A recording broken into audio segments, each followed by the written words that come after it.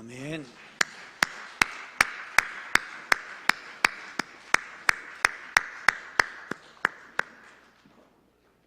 오늘 은혜 주실 기록된 하나님 말씀 시편입니다. 30편 10절에서 12절 말씀까지 보겠습니다. 다 찾으셨으면 우리 함께 읽도록 하겠습니다. 시작. 여호와여 들으시고 내게 은혜를 베푸소서. 여호와의 나를 돕는 자가 되소서 하였나이다.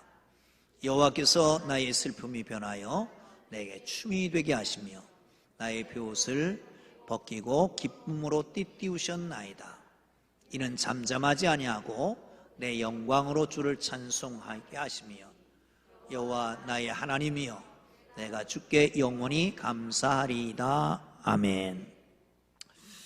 수학능력 고사가 이번 목요일이죠. 목요일, 수요일인가요? 목요일인가요? 목요일 맞죠? 수요일 예배 전 6시까지 오시면 수험생들을 위해서 기도해 드릴 거고요. 그리고 그날은 본당에서 시간 맞춰서 함께 기도할 겁니다. 함께 기도해 주실 분은 동참해 주시면 감사하겠습니다.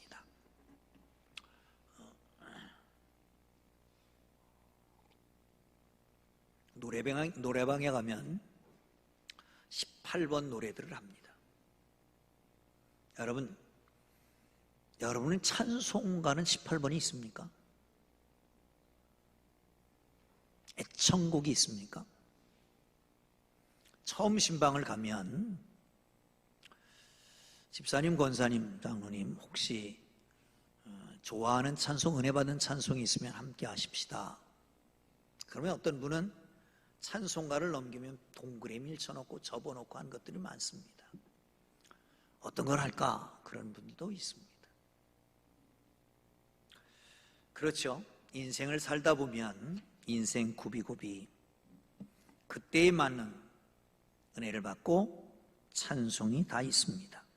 다들 그런 찬송을 많이 가지고 있지요. 저도 애창곡이 있습니다. 뭘까요? 신학대학을 졸업하고 횡성교회의 전담전사로 1년 반 정도를 심우하고 아주 한여름에 농촌을 사랑하는 마음이 있어서 대부분 그때 목회자들은 대학 그랬습니다. 젊은이들은 농촌에 들어갔습니다.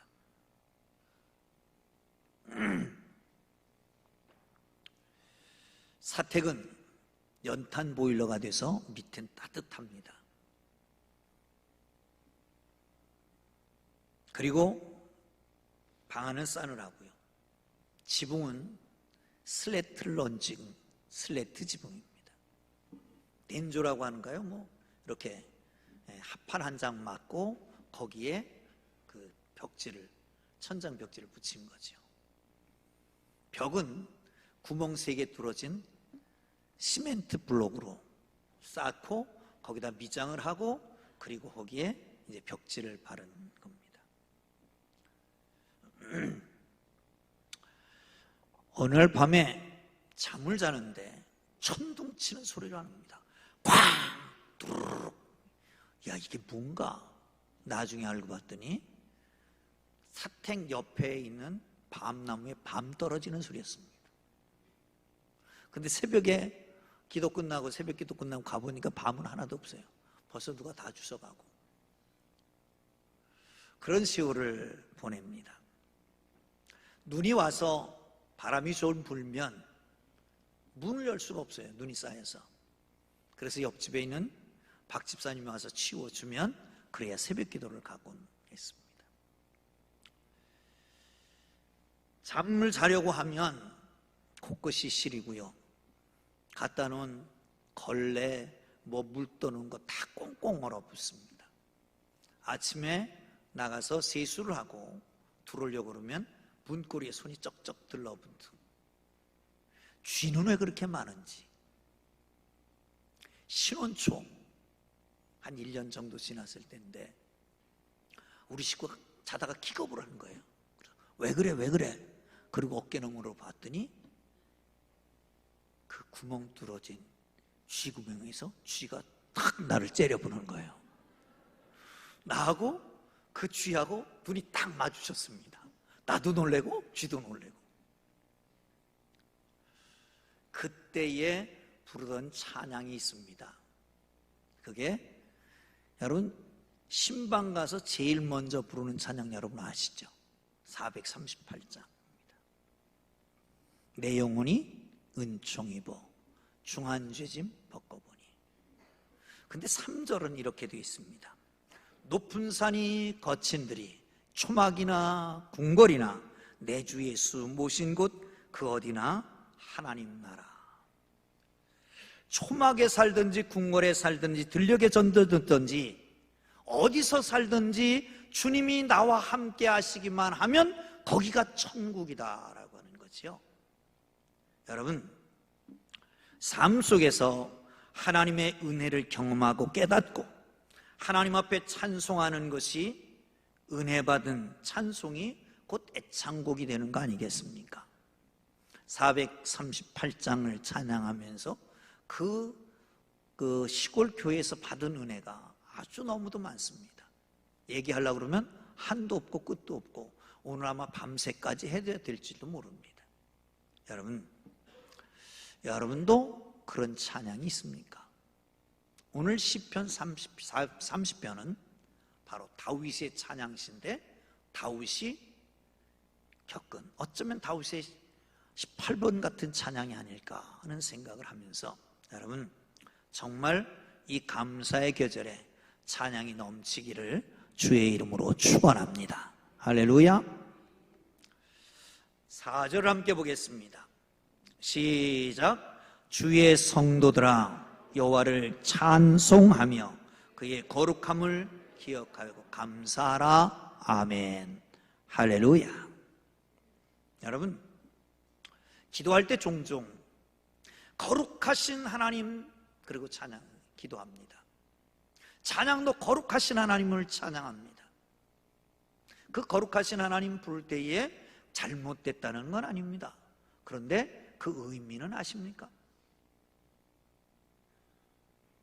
우리는 거룩하신 하나님 그러면 속성, 거룩 많이 배웠잖아요. 구별됐다, 다른 거와 다르다라고 하는 의미로.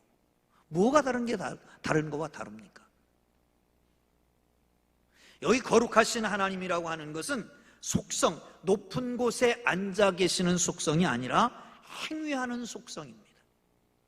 다시 말하면 이스라엘이 이집트에서 해방시키고 바벨론 포로에서 건져내고 살리고 이런 일을 할 수 있는 분은 오직 한 분 하나님밖에 안 계시다. 그래서 거룩하신 하나님인 것이에요. 아멘.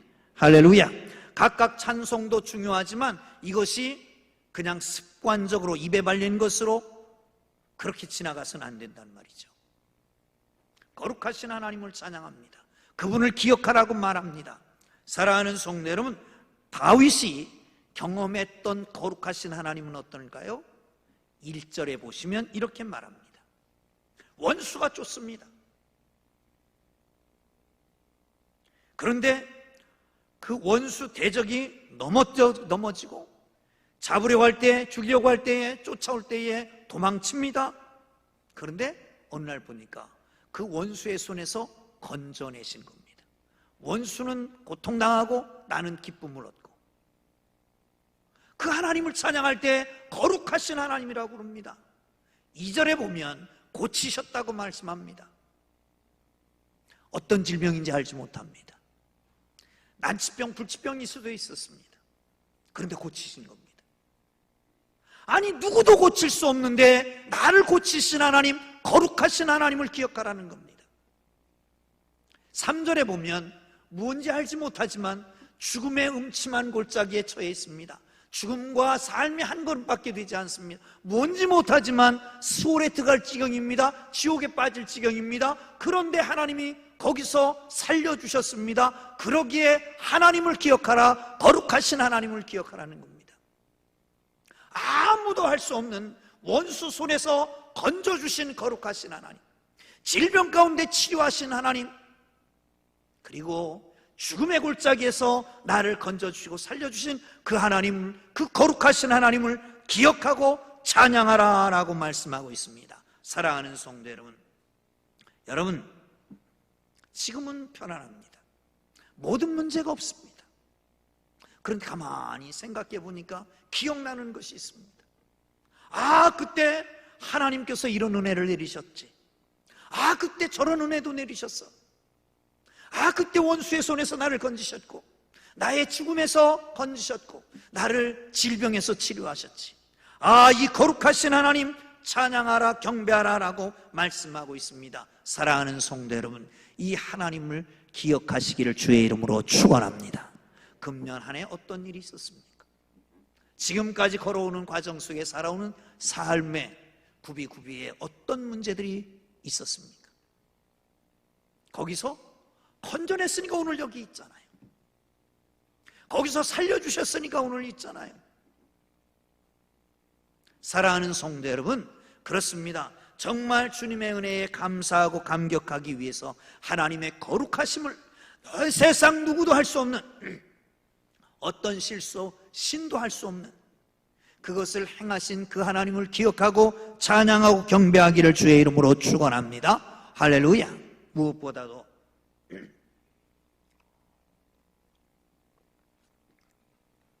허물과 죄로 죽었던 우리를 오늘은 포착할 수 없고 우리 인식의 범주 안에서 벗어난 창조, 구속, 구원, 종말론, 나와 동행하시고 나를 인도하시고 나를 지키시는 그 하나님을 기억하면 감사하지 않을 수 없고 찬양하지 않을 수 없습니다.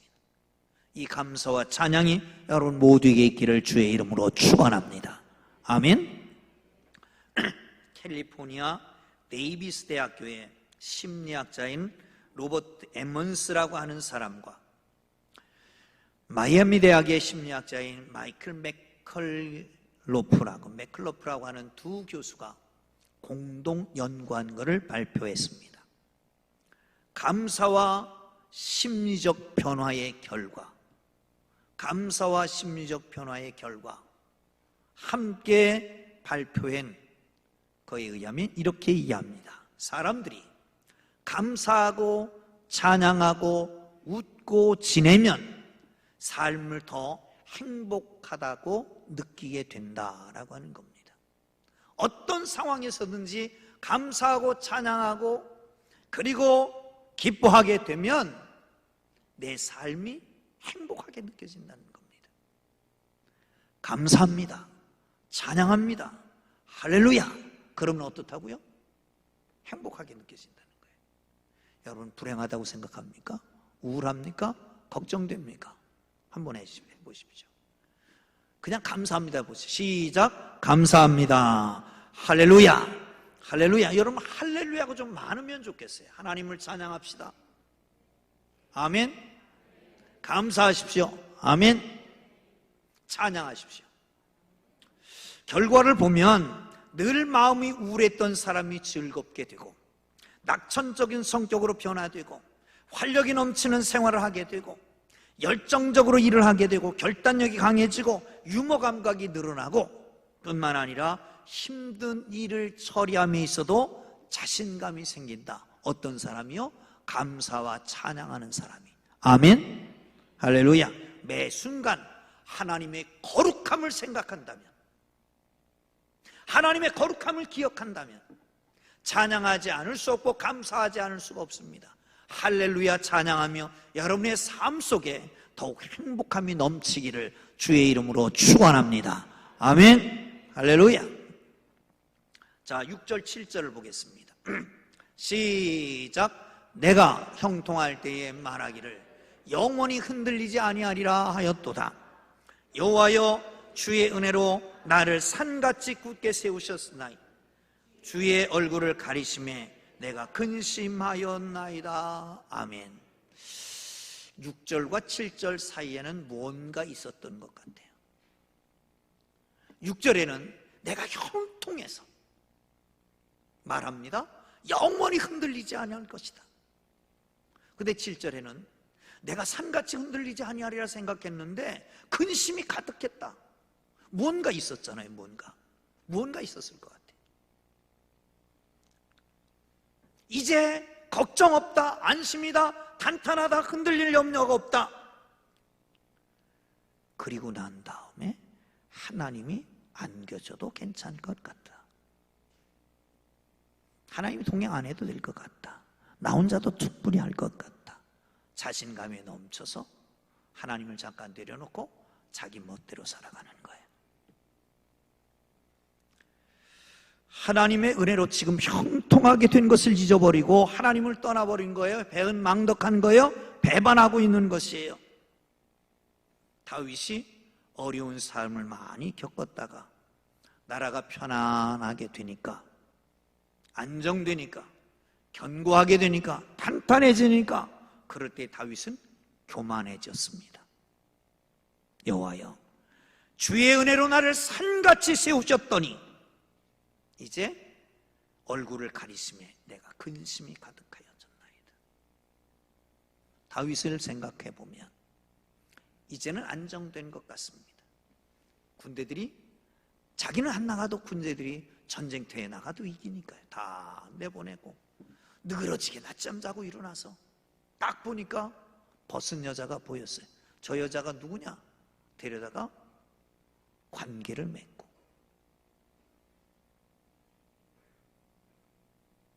그리고 나니까 하나님이 등을 돌리셨어요. 무슨 걱정이 생겼어요? 아들이 딸을 범하고 아들이 반란을 일으켜서 그 범한 형을 죽이고, 얼마나 근심 걱정이 많았겠어요. 이제는 괜찮다, 국력이 쇠졌다. 그러니까 인구조사를 했습니다. 왜? 우리나라의 국력이 얼마나, 군사력이 얼마나 되는 걸 측정하고 있는 거예요. 하나님이 그냥 두셨을까요? 3일 동안에 온역, 질병이 돌게 하셨습니다. 수많은 사람이 죽었습니다. 수많은 백성이 들으니까 얼마나 고민이 심했겠어요. 얼마나 근심이 심했겠어요. 평탄하여 흔들리지 아니할 것입니다. 산같이 우뚝 섰습니다. 그런데 문제는 하나님을 배반하고 떠났더니 금세 근심이 가득해졌다는 거예요. 사랑하는 성도 여러분, 여러분 어떻게 지내십니까? 정말 하나님 없어도 괜찮습니까? 나 혼자도 할 수 있을 것 같습니까? 에이, 목사님 오늘 나와서 예배 드리잖아요. 뭘 그런 소리를 하십니까? 아니, 주일날 나온 것은 벌 받지 않으려고 나온 거 아니에요? 혹시 주일날 안 나오면, 아니 주일날 나와서 목사한테 얼굴 도장 찍으려고 나온 건 아니에요? 성도들 보려고 나온 거, 하나님 의지하려고 나왔습니까? 지금 이대로 괜찮습니까? 자녀를 위한 기도회를 하는데도 기도 안 해. 내가 자녀들 키우고 내가 자녀들 지금까지 잘해왔으면 괜찮을 것 같다고요? 천만의 말씀. 특세례도 안 나와. 왜? 이거 다 자기 멋대로 한다는 거 아닙니까? 그런데 보세요. 주께서 얼굴을 돌리시니까 근심거리가 가득했다. 주께서 보호막을 벗기시면 그 순간에 근심거리가 찾아온다는 걸 모르십니까? 그래도 기도 안 하겠습니까? 사랑하는 성도 여러분, 깨달아야 됩니다. 지금 형통한 것, 문제가 없는 것 하나님이 보호해 주셨다, 감사하고 찬양해야 되는 거 아니겠습니까? 우리의 인생에는 때로는 내리막이 있고 때로는 오르막이 있습니다. 곤고한 날이 있습니다. 형통한 날도 있습니다. 곤고한 날에는 깨달았으면 하나님 앞에 기도하고 간구해야 됩니다. 회개해야 됩니다. 형통한 날에는 하나님 앞에 찬양하고 경배하고 감사해야 됩니다. 이게 깨달음입니다. 깨달음이 있어야 하나님 앞에 큰 은혜가 더 넘치는 걸 믿으시기를 축원합니다. 할렐루야. 아멘. 도스토예프스키, 불후의 명작들을 많이 남겼습니다. 죄와 벌, 까라마조프의 형제들, 그 외에도 여럿. 근데 이분이 어려서부터 고난이 계속됐습니다. 아버지가 어린 시절에 살해당했습니다. 그래서 고아로 삽니다. 청년 시절에는 혁명당에 가입하여 활동하다가 황제에게 체포되어서 사형 선고를 받고 시베리아의 강제 노동 수용소에 유배되게 됐습니다. 우여곡절 끝에 시베리아에서 석방된 후에 결혼합니다. 아내가 얼마 있다가 죽습니다. 재혼했습니다. 자식이 병들어서 어렸을 때 죽습니다. 거기다 설상가상으로 자기는 질병이 생깁니다. 무슨 질병인지 아십니까? 간질병입니다. 그런데 그는 간질병을 알면서 그렇게 말하면 이것은 거룩한 병이다. 거룩한 병이다. 도스토예프스키는 그렇게 말합니다. 하나님께서 이렇게 질병을 주신 것 감사할 뿐이다. 이것은 거룩한 병이다. 하나님이 주신 병이다. 하나님만 아실 수 있는 것이다. 오히려 내가 이 병이 생겼기 때문에 신앙이 더 굳어졌고 깊어졌다. 이때 쓴 책들이 불후의 명작으로 남는 거라고 하는 거예요. 그뿐인 줄 아십니까?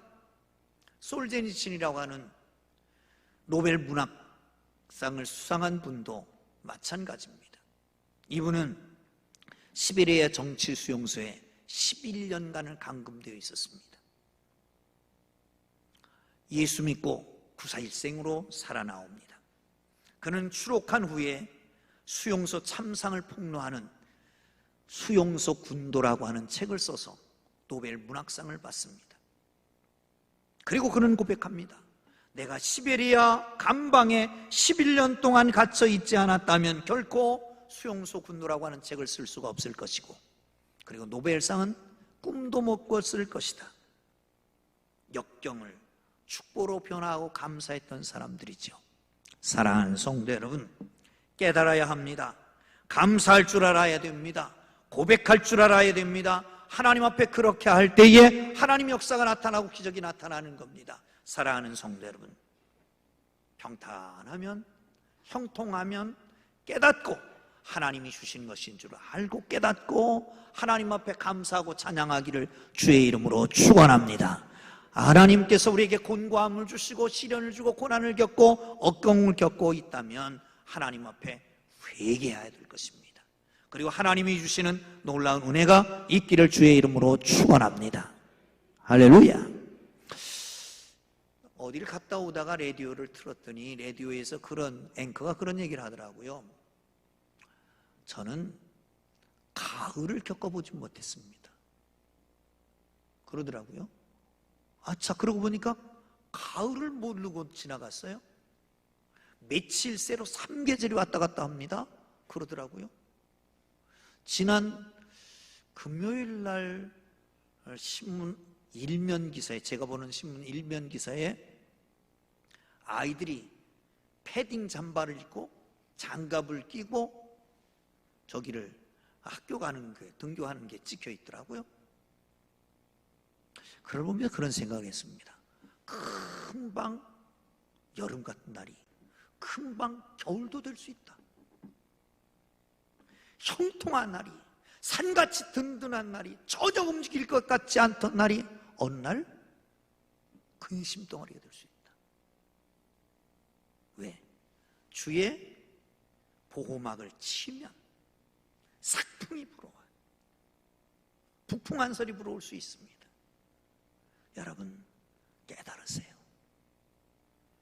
깨달으세요. 그리고 하나님 없이 살지 말고 하나님 인정하고 하나님 앞에 의지하고 하나님께 모든 걸 맡기고 하나님 앞에 기도하고 감사하고 찬양하며 사는 하나님의 사람들 되기를 주의 이름으로 축원합니다. 할렐루야. 할렐루야. 자, 마지막으로 10절 11절을 봅니다. 시작. 여호와여 들으시고 내게 은혜를 베푸소서. 여호와여 나를 돕는 자가 되소서 하였나이다. 주께서 나의 슬픔이 변하여 내게 춤이 되게 하시며 나의 베옷을 벗기시고 기쁨으로 내 띠를 띄우셨나이다. 아멘. 하나님 고만했습니다. 하나님 없이 살았습니다.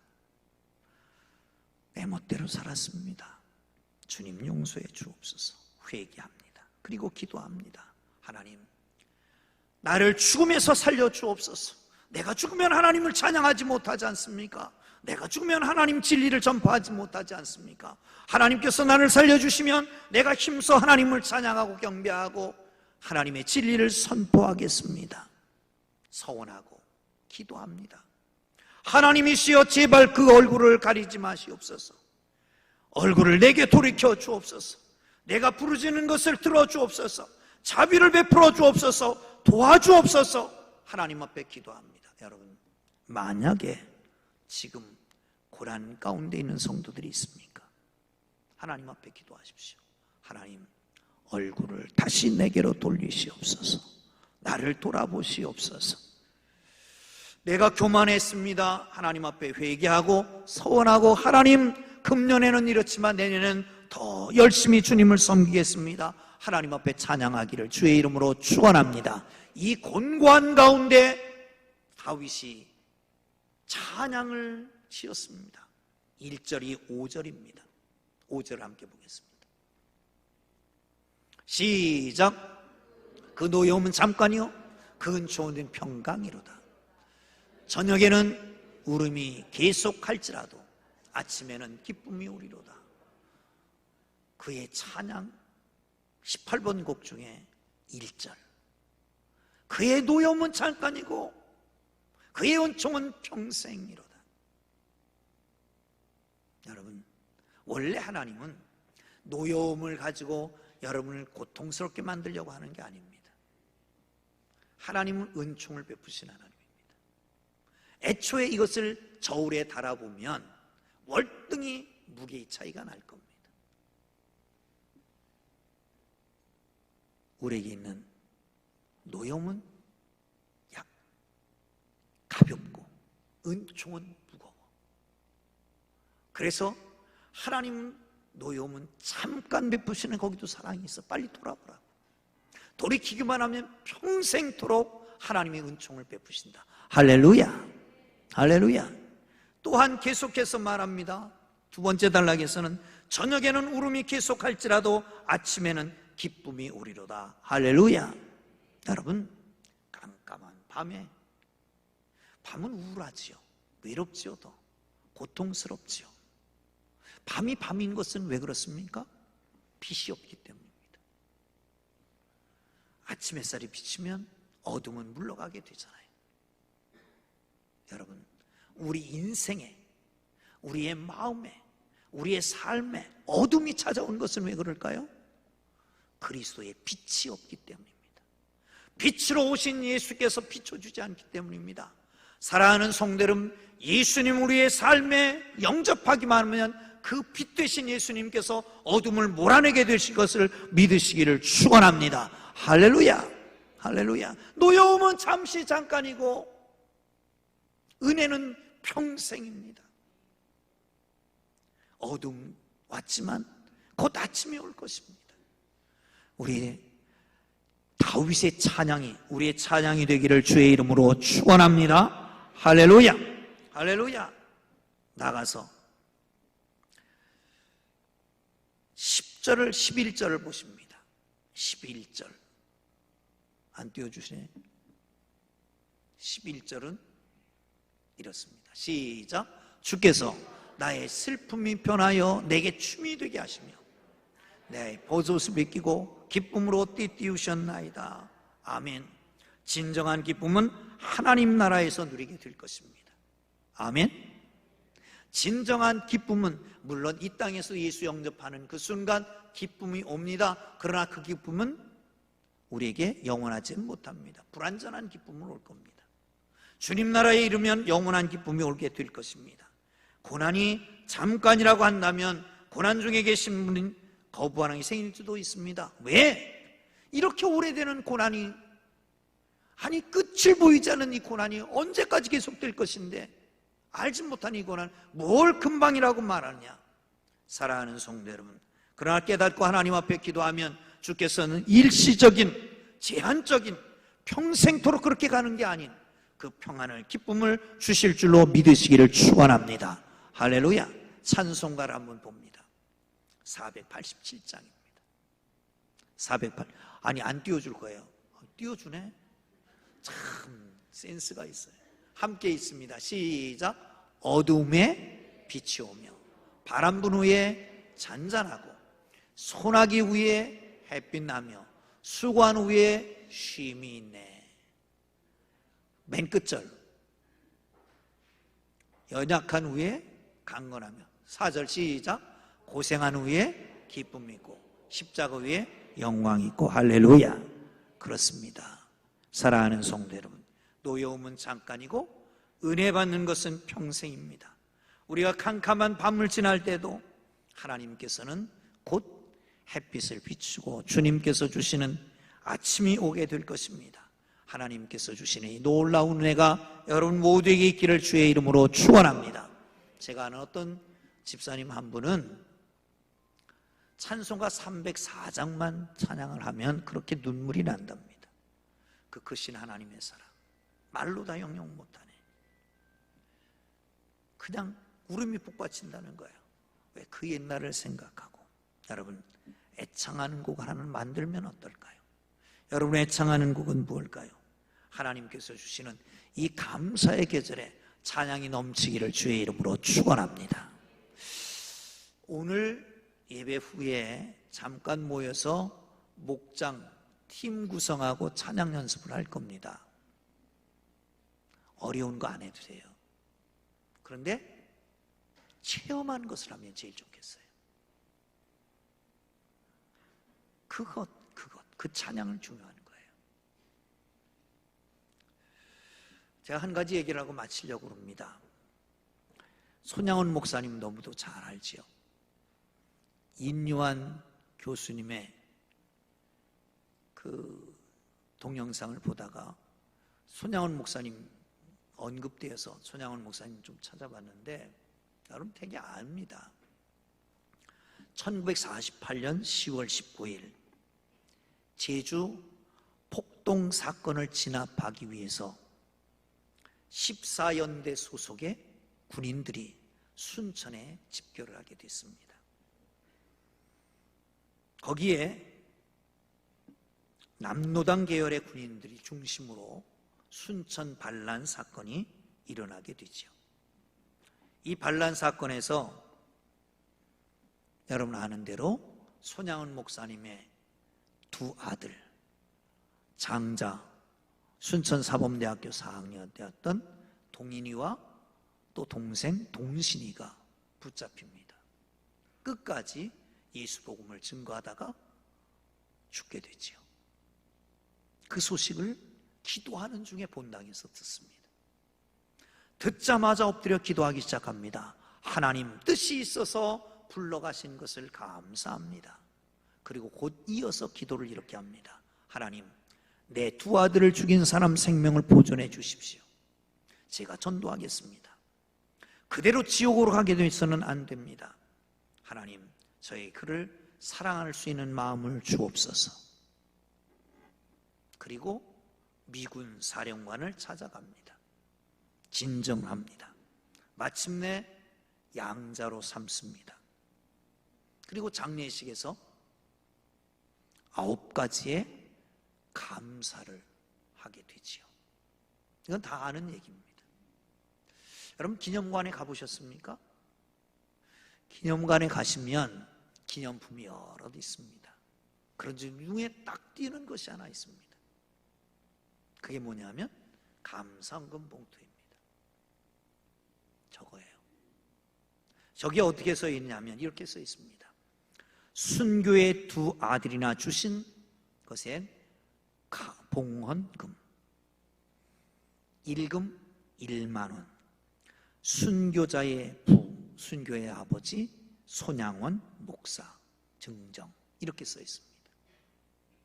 여러분 1만 원이 얼마큼 되는지 아십니까? 당시에 목사님 월급이 80원이었습니다. 1만 원이라고 하는 것은 125개월입니다. 125개월은 10년하고도 5개월 더 드려야 되는 겁니다. 이게 감사 아닐까요? 흉내만 내지 맙시다. 정말 감사해야 됩니다. 감사. 두 아들을 맞아 죽게 만든 그 두 아들, 하나님이 데려가셨다고 감사하면서 이렇게 큰 헌금을 하는 거예요. 여러분, 하나님이 거룩하신 하나님이라고 기억하신다면,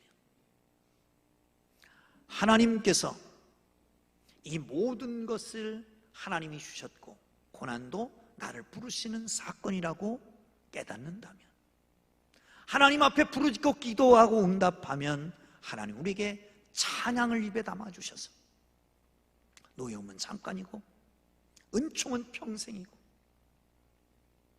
밤은 곧 지나고 아침이 올 거라고 확신한다면 하나님 앞에 진정 감사 찬양하는 절기가 되기를 주의 이름으로 축원합니다. 할렐루야. 기도합니다.